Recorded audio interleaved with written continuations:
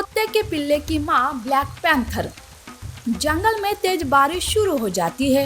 नदी के पानी का बहाव इतना बढ़ जाता है कि पानी जंगल में घुस जाता है। जानवर खुद को बचाने के लिए भागने लगते हैं।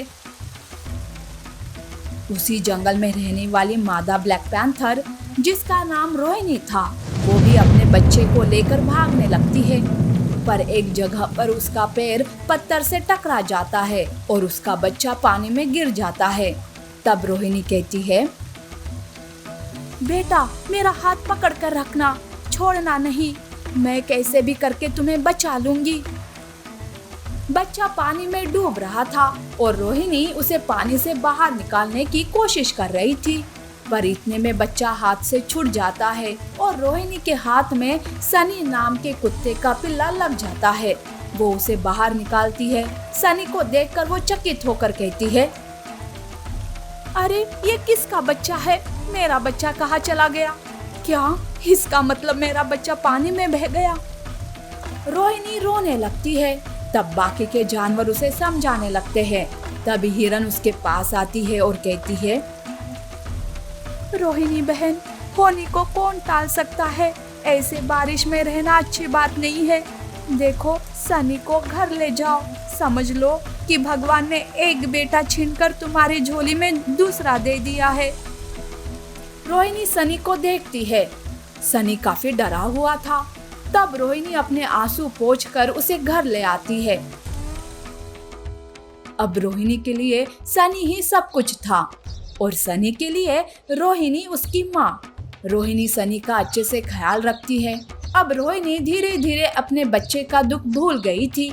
सब कुछ ठीक ठाक चल रहा था। ऐसे में कुछ साल बीत जाते हैं।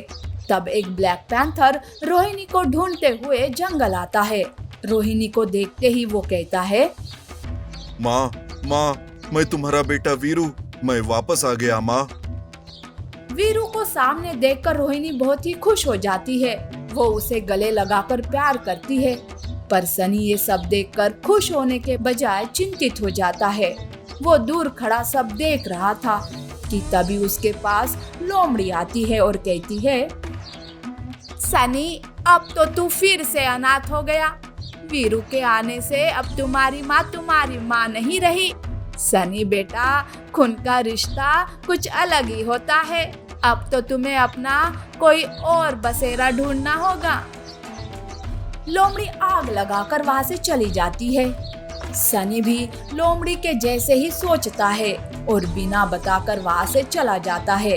रोहिणी सनी को वीरू से मिलाना चाहती थी। तब वो सनी को देखती है, पर उसे वो कहीं दिखाई नहीं देता। रोहिणी सनी के लिए रोने लगती है। तब वीरू कहता है, माँ, अब रो मत, मैं आपका बेटा, आपके दूसरे बेटे को आपके पास वापस लेकर आऊंगा। अब मैं आपको बेटों के लिए और ज्यादा नहीं रोने दूंगा माँ। वीरू सनी को ढूंढने लगता है। उधर सनी दूर जंगल में एक अलग ही दुनिया में चला जाता है। सनी बहुत ही दुखी था। वो एक पेड़ के नीचे बैठकर रोने लगता है कि तभी वहाँ एक खूंखार गब्बर शेर आता है। वो सनी पर हमला बोल देता है। सनी को वो खाने ही वाला था कि तभी वहाँ वीरू आता है और कहता है, छोड़ दे मेरे भाई को, नहीं तो मैं तुम्हें जान से मार डालूंगा। यह सुनकर गब्बर शेर को बहुत ही गुस्सा आता है। वो सनी को छोड़कर वीरू को मारने जाता है। तब वीरू अचानक से विशाल बन जाता है, जिसे देखकर सनी चकित हो जाता है। गब्बर शेर और वीरू में लड़ाई शुरू हो जाती है।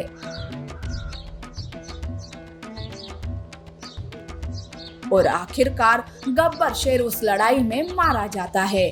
वीरू फिर से साधारण बनकर सनी को अपने साथ वापस माँ के पास ले जाता है। रोहिणी सनी को देखकर उसे गले लगा लेती है और कहती है, कहाँ चले गए थे तुम मुझे छोड़कर सनी? तुम्हें क्या लगा कि मैं वीरू के आने से तुम्हें भूल जाऊंगी? देख लो सनी, आज के बाद ये ऐसी गलत बातें अपने दिमाग में मत लाना, नहीं तो मुझसे बुरा कोई नहीं होगा, समझे ना? तब सनी माँ से माफी मांगता है और वीरू की सारी बात बताता है। तब वीरू कहता है, माँ, जब मैं पानी में बह रहा था ना, तब मुझे एक साधु ने बचाया था। उन्होंने ही मुझे कुछ जादुई शक्तियाँ दी, जिसके चलते आज मैं अपने भाई की भी जान बचा सकता हूँ माँ। वीरू सनी को कोई भी भेदभाव न करते हुए अपना भाई मान लेता है और सनी भी उसे अपना भाई। इस तरह से बिछड़ा हुआ परिवार मिल जाता है और वो तीनों हंसी खुशी से रहने लगते हैं। ऐसी और अमेजिंग कहानियों के लिए हमारे चैनल को लाइक और सब्सक्राइब करना ना भूलें। शुक्रिया।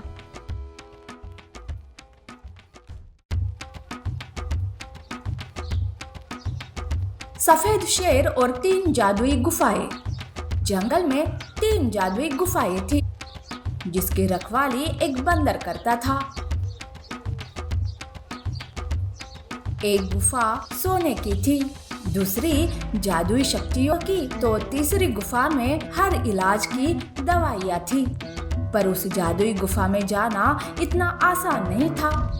गुफा में जाने के लिए बंदर के 3 सवाल के जवाब देने पड़ते थे, तभी जाकर वो गुफा में प्रवेश कर सकते थे। और जो कोई गलत जवाब देता था उसे सोने की गुफा में कैद कर दिया जाता था। एक बार बाघ और लोमड़ी दोनों दोस्त जंगल घूम रहे थे, तभी उन्हें वो 3 जादुई गुफाएं दिखाई देती है। तब बाघ कहता है, अरे लोमड़ी, चलो हम उन 3 जादुई गुफा में चलते हैं। हमें ढेर सारा सोना मिलेगा और जादुई शक्तियों से हम ताकतवर भी बन जाएंगे। वो दोनों गुफा के अंदर जाने की कोशिश करते हैं कि तभी बंदर वहाँ प्रकट होता है और वो दोनों को रोकते हुए कहता है, रुक जाओ तुम दोनों मेरे मर्जी के बगैर गुफा के अंदर नहीं जा सकते। अरे बंदर, तुम मुझे रोक रहे हो। तुम्हें पता है कि नहीं मैं कौन हूँ? फिर भी तुम मुझे रोकने की हिम्मत कर रहे हो। चलो हटो बाजू। जब तुम मेरे 3 सवालों के सही जवाब दोगे, तभी मैं तुम्हें किसी भी एक गुफा के अंदर जाने दे सकता हूँ। बंदर की ये बात बाघ और लोमड़ी मान लेते हैं और बंदर को सवाल पूछने के लिए कहते हैं। तब बंदर अपना पहला सवाल पूछता है। ठीक है, पहला सवाल, कटोरे पर कटोरा, बेटा बाप से गोरा। बताओ ये क्या चीज है? ये तो बड़ा ही आसान सवाल है। इसमें क्या है? वो चीज नारियल है। दूसरा सवाल, वो क्या है जो जागते हुए उठती है और सोते हुए गिर जाती है? इस दूसरे सवाल पर बाघ चुप रह जाता है। लोमड़ी भी उसकी कोई मदद नहीं कर पाती। फिर बंदर अपना तीसरा सवाल पूछता है। तीसरा सवाल, वो कौन सी जगह है जहाँ सड़क है पर गाड़ी नहीं, जंगल है पर पेड़ नहीं और शहर है पर घर नहीं? इस सवाल का जवाब भी उन दोनों के पास नहीं होता है, पर बाघ था कि उसे सोने का लालच था, इसीलिए वो सोने के गुफा के अंदर जाने के लिए बंदर से बहस करने लगता है।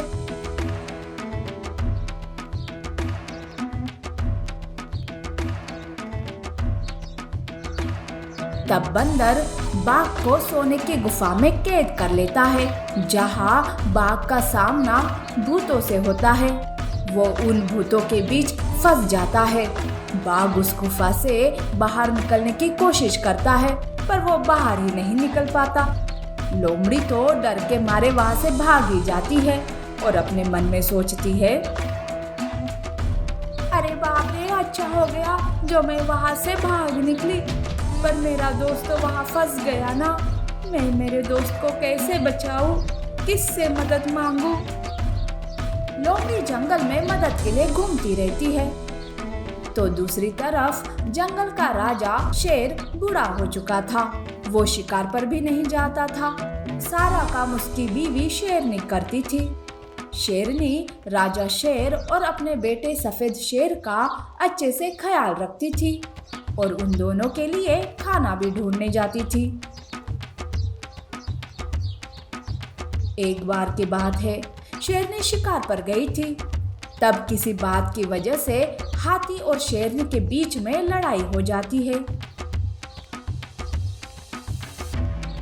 इस लड़ाई में शेरनी बहुत ही घायल हो जाती है। इतनी घायल हो जाती है कि उसका बचना भी मुश्किल दिख रहा था।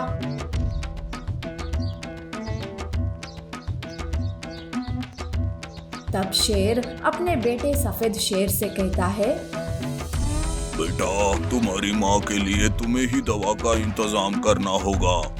मैं बूढ़ा हो चुका हूँ, मुझसे ये काम अब नहीं हो सकता। तुम जल्दी जाओ बेटा। माँ की इलाज की दवा लाने के लिए सफेद शेर जंगल में घूमता है, पर उसे वहाँ पे कोई दवा नहीं मिलती। तब जाके उसकी मुलाकात लोमड़ी से होती है। लोमड़ी सफेद शेर को परेशान देखकर उसकी परेशानी का कारण पूछती है। सफेद शेर भी लोमड़ी को अपनी माँ की हालत के बारे में बताता है। तब लोमड़ी कहती है, अरे मुझे उस 3 जादुई गुफा के बारे में पता है, मैं तुम्हें वहाँ तक ले चलती हूँ। पर हाँ, जब तुम्हारा काम पूरा हो जाए तो प्लीज मेरे दोस्त बाघ को कैद से आजाद कर लेना। मेरा दोस्त उस सोने की गुफा में कैद हो गया है। लोमड़ी सफेद शेर को उन 3 जादुई गुफाओं के पास ले जाती है। वहाँ सफेद शेर की मुलाकात बंदर से होती है। बंदर फिर से वही अपने 3 सवाल पूछता है। तब सफेद शेर बंदर के हर सवाल का जवाब सही बताता है। सफेद शेर कहता है, पहला जवाब तो नारियल है, दूसरा आंखें है जो सोते वक्त गिर जाती है और जागते वक्त ऊपर रहती है, और तीसरा जवाब है नक्शा। सफेद शेर के ये 3 जवाब सुनकर बंदर बहुत ही खुश हो जाता है और उसे तीनों जादुई गुफा में जाने की अनुमति देता है। तब सफेद शेर पहले अपनी माँ के लिए दवाई वाले गुफा में जाता है। उसी के साथ साथ सफेद शेर को ढेर सारा सोना मिलता है और जादुई शक्तियाँ भी। पर तभी सफेद शेर बंदर से कहता है, बंदर, आप लोमड़ी के दोस्त बाघ को मुक्त कर दीजिए। वैसे भी मुझे मेरी दवाई मिल गई है, मेरे लिए वही बहुत है। आप कृपा करके उस बाघ को छोड़ दीजिए। बंदर सफेद शेर की बात मानकर बाघ को सोने की गुफा से मुक्त कर देता है। लोमड़ी और बाघ अब कभी भी लालच नहीं करेंगे, ऐसा कहकर वहां से भाग जाते हैं। तो सफेद शेर जादुई शक्ति आजमा कर सीधे अपनी घायल माँ के पास पहुंच जाता है।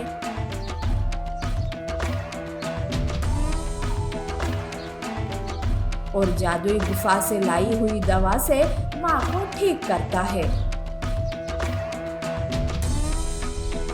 ऐसी और अमेजिंग कहानियों के लिए हमारे चैनल को लाइक और सब्सक्राइब करना ना भूलें। शुक्रिया।